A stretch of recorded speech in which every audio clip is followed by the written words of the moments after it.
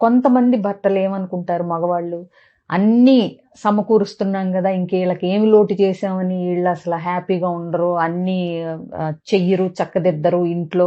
నేనంత కష్టపడి సంపాదించి తెచ్చి ఇస్తంటే కాలు కింద పెట్టకుండా అన్నీ అమర్చడానికేంటి, సౌకర్యవంతంగా ఉండటానికేంటి, ఈ భావనలో ఉంటారు. చాలా మంది మగవాళ్ళు భార్యల్ని బాగా చూసుకోవటం అంటే అది డబ్బు సంపాదించటం, చీరలు, నగలు కొనిపెట్టటం, ఆవిడకి సౌకర్యవంతంగా ఉండటం అది అనుకుంటారు. అది కూడా ఒక పార్ట్.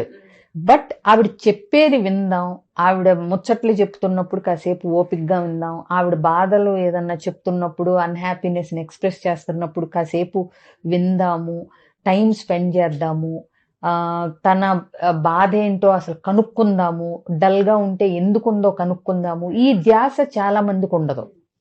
ఎందుకంటే దీనికి చాలా కారణాలుంటాయి మళ్ళీ.